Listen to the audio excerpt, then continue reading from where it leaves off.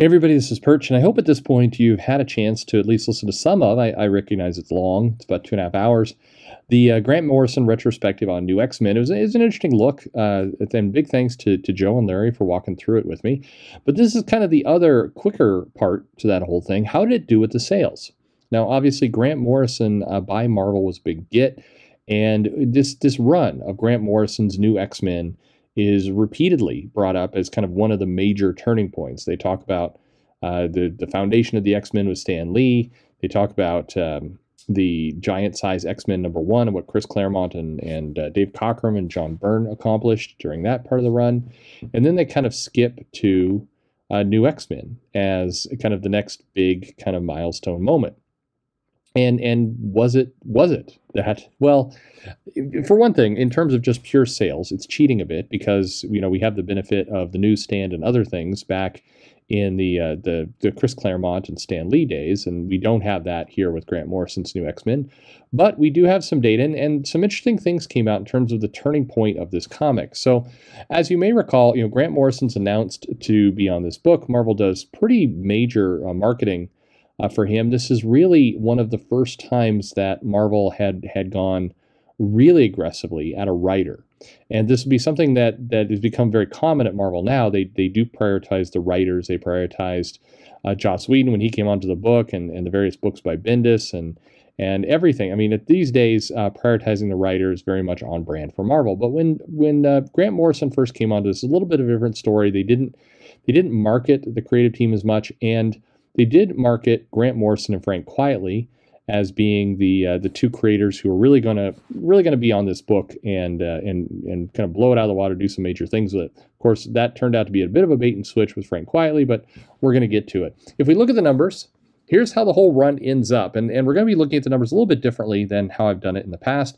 Keep in mind this is an ongoing series, and it runs from May of 2001 to March of 2004, and you see here it goes from 144,000 down to 117,000 over the course, a little dip in the middle. Now, what I'm going to do is I'm going to take away kind of the earlier numbers so you can get a closer view of kind of the curve of what's going on. Basically, everything under 80,000 we'll just remove, and now we have a chart that looks like this, which shows a more dramatic slope. But again, we're going basically from about 145 down to 100 at our lowest point, a little bit under 100 certainly, and then back up again. But this is basically what the run of New X-Men looked like, a kind of a slow, gradual decline, and then some strength there right at the end. And we'll talk about why that strength came at the end here in a minute.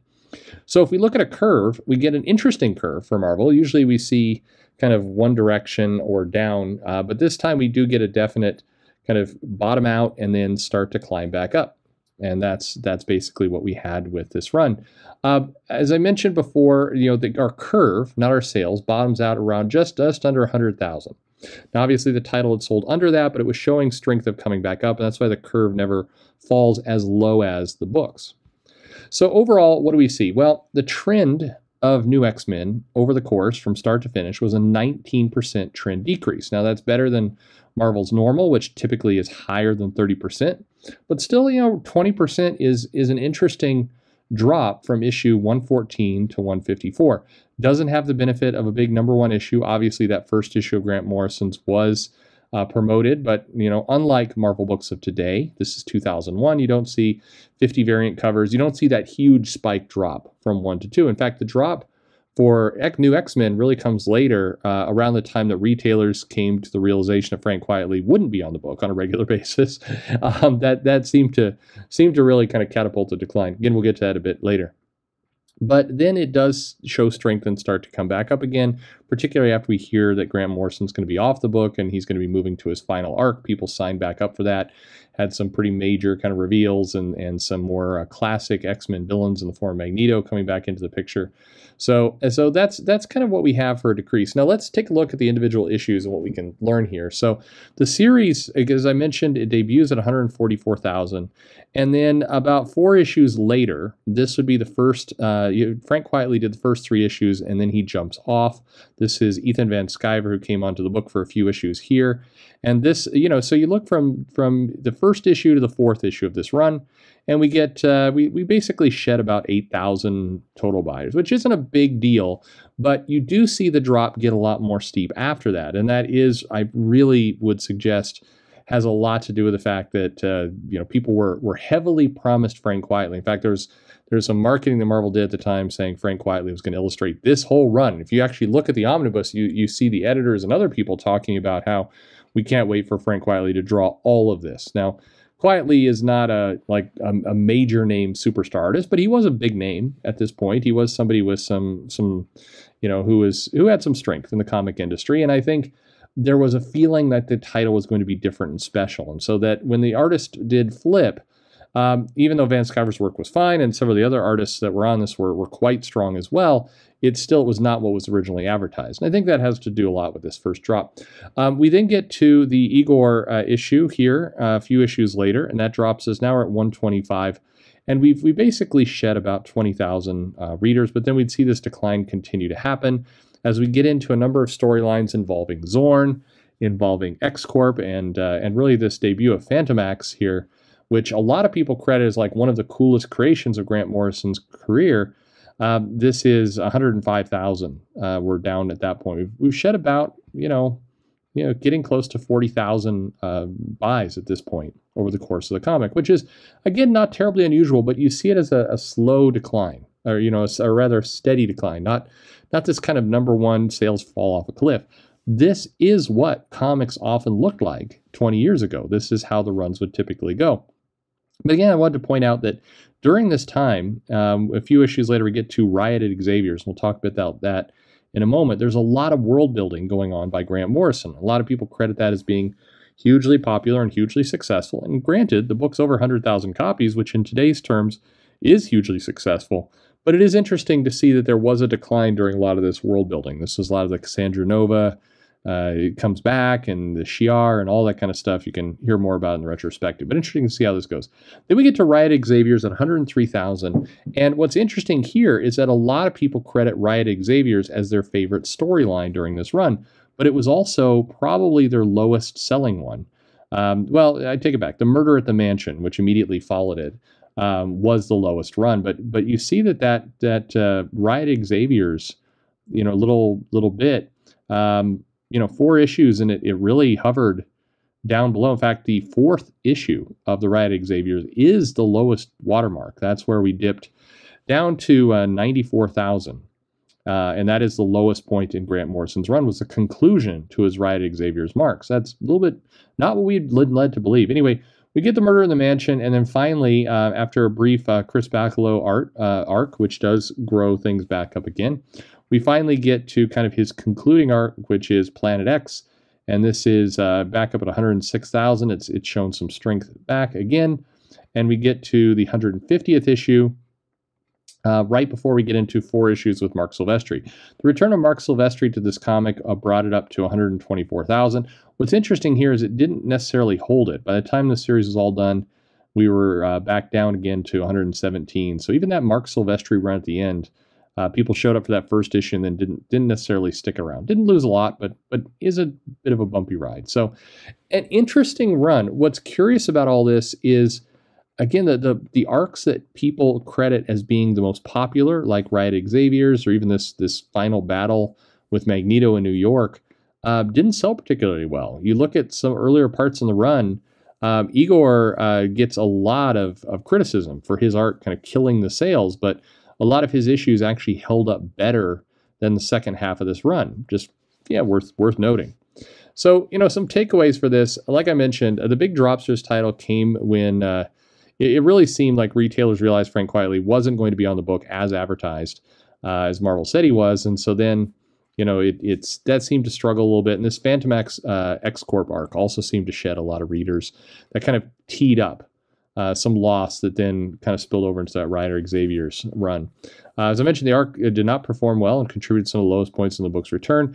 And then right around issue 142 is when they announced Grant Morrison would be wrapping up his run and leading, and that did seem to boost sales, as I think some people maybe came back to the table saying, well, we've got to see what the conclusion looks like. He's known for building up a lot of things. Let's see how it all lands.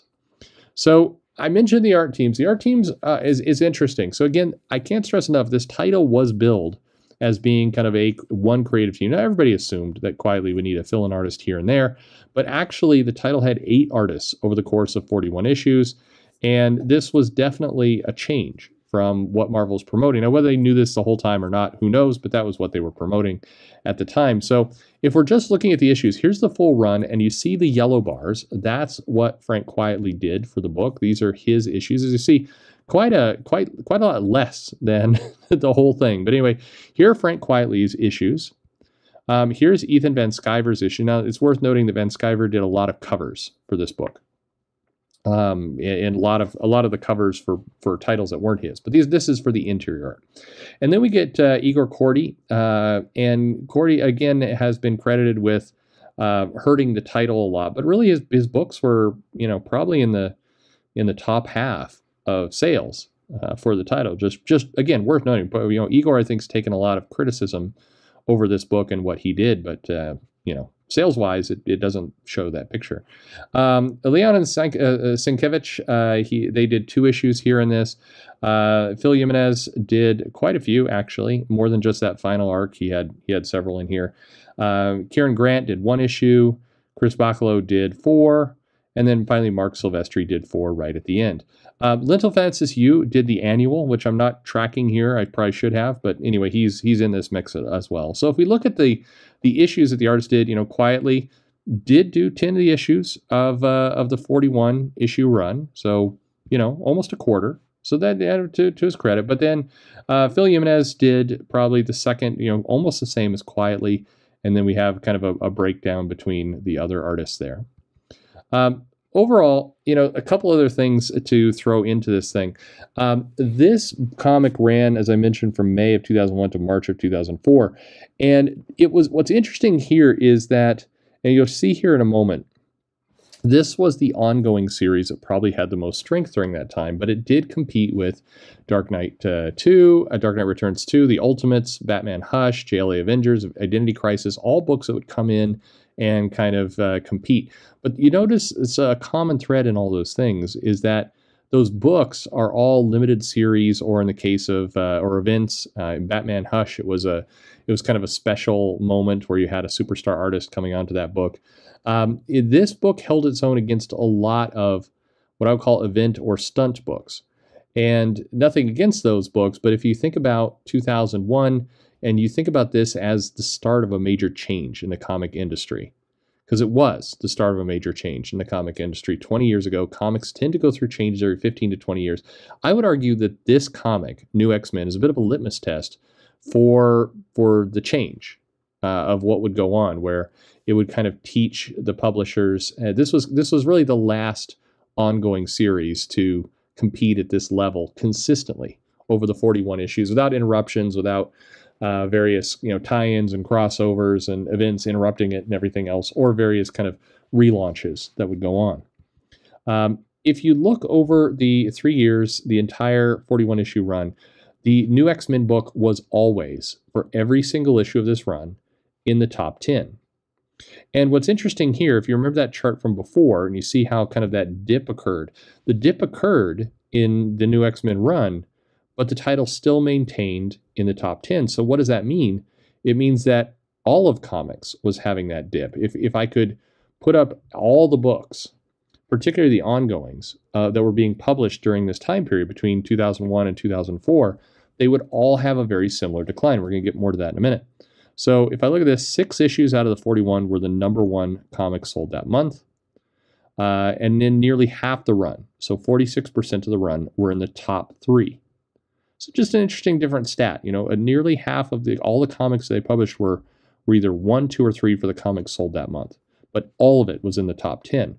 And that is something that Grant Morrison should hang his hat on a little bit, of going 41 issues and sticking every single issue of that 41 in the top 10. That's pretty impressive, particularly when you're getting heavy competition from the Ultimate comic line. Ultimate Spider-Man's going on during this time. You have all these limited series, these events, DC and Marvel actually doing a joint book. I mean, there's a lot of stuff to knock you out of that mix, but it held its place.